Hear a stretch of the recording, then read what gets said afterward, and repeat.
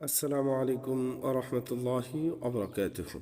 ইতিপূর্বে আমরা হরফগুলো সুন্দরভাবে শেখার চেষ্টা করেছি এবং শিখেছি। হরকতের ব্যবহার, হরকতের উচ্চারণ কিভাবে করতে হয়, কিভাবে শিখতে হয়, এই জিনিসটা আজকে আমরা ইনশাআল্লাহ দেখব।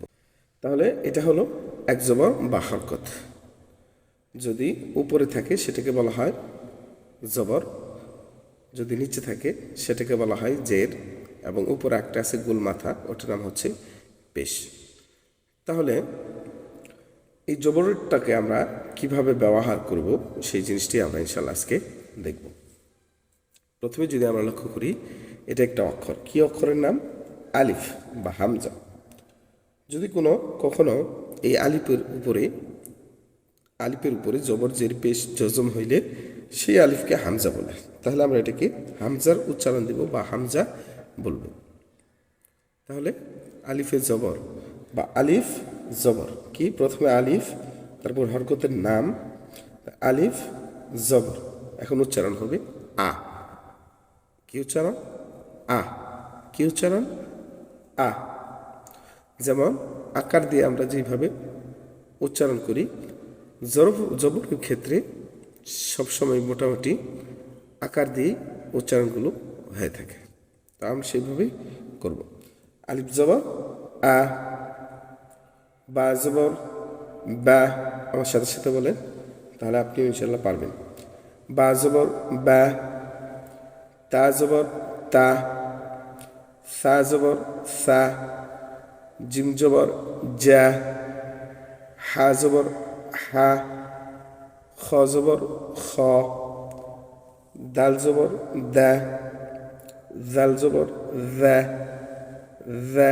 এটা একটু পাতলা হবে, হ্যাঁ। জিব্বার আগা উপরে দুই দাঁতের আগার সঙ্গে লাগাইয়া দা দা।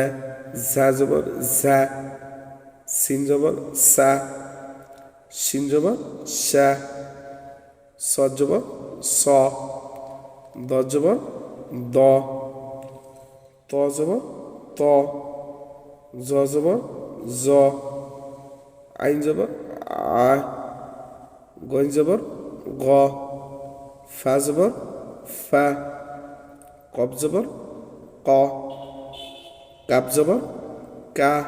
আমার সাথে সাথে বলেন, কাপ জবর কা, লাম জবর লা, মিম জবর মা, নুন জবর না, ওয়াও জবর ওয়া, হা জবর হা, হামজা জবর আ, ইয়া জবর ইয়া। এইভাবে হরফের সাথে আমরা বেশিরভাগ বাংলাতে যদি খেয়াল করি একটু, যে হরফের উচ্চারণগুলা হরকতের সাথে সবসময় জবরের উচ্চারণ আকার দিয়ে হয়, বেশিরভাগ আকার দিয়ে হয়। কয়েকটি অক্ষর আছে যেগুলা আপনার আগা আকার হবে না, মানে মেজো টাইপের একটা হবে, হ্যাঁ। তো সেই ক্ষেত্রে এগুলো আমাদের বেশি বেশি প্র্যাকটিস করতে হবে। যেহেতু আমরা আগে অক্ষরগুলো চিনেছি, এখন আমরা হরকত চিনলাম, তাহলে হরকতের মধ্যে জবর চিনলাম, হরকতের মধ্যে জবর চিনলাম, জবরের উচ্চারণগুলো কেমন হয় সেটা দেখলাম। এর পরবর্তীতে আমরা এটা যখন বেশি বেশি করে প্র্যাকটিস করব, তখন আমাদের এগুলা করা একদম সহজ হয়ে যাবে। একটু লক্ষ্য করি, বাজবর বা, এটা একটা, বাজবর বা, এটা একটা। তাহলে বাবা। আমার সাথে সাথে বলেন বাবা। মনে করেন যে আপনি কোরআন শরীফের মধ্যে ঢুকে যেতেছেন আস্তে আস্তে, হ্যাঁ। অক্ষরগুলো চেনার পর, হরকতগুলো চেনার পর কোরআন শরীফের মধ্যে আস্তে আস্তে আপনি ঢুকে যাচ্ছেন। তো এই জন্য হিম্মত রাখেন। ইনশাআল্লাহ যদি এই ক্লাসগুলো আপনি কন্টিনিউ করেন, তাহলে আশা রাখছি আল্লাহ তাআলা আপনাকে অবশ্যই কোরআন শেখার তৌফিক দান করবেন। আর যারা এখনও এর পূর্বের ক্লাসগুলো দেখেননি, তারা এই পূর্বের ক্লাসগুলো দেখেন। আমাদের ইউটিউব চ্যানেলের মধ্যে প্লে লিস্ট আছে, সেখানে আপনি গেলেই দেখতে পাবেন যে এই ক্লাসগুলো আপনি পূর্বের ক্লাসগুলো দেখলে আপনার এটার জন্য সহজ হবে, যদি আপনি নতুন হয়ে থাকেন। বাজবর বা, বাজবর বা, বাবা। দাল জবর দা, দাল জবর দা, দাদা। নুন জবর না, স জবর স, না স, র জবর র, না স র, না স র। দ জবর দ, র জবর র, দর। বা জবর বা, বর বা। আমার সাথে সাথে বলেন, দ জবর দ, র জবর র, দর। বা জবর বা, দর বা।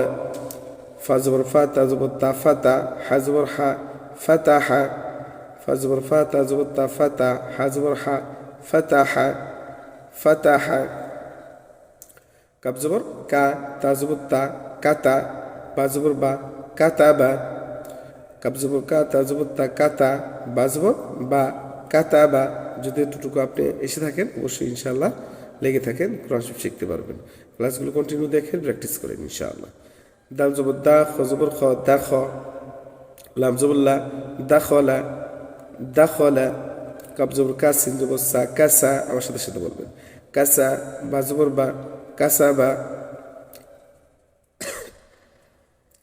কাসাবা নুন জবর নাজা জবর জা নাজা লাম জবর লা নাজালা নাজালা হা জবর হা ত জবর ত হা ত বা জবর বা হাতবা হাতবা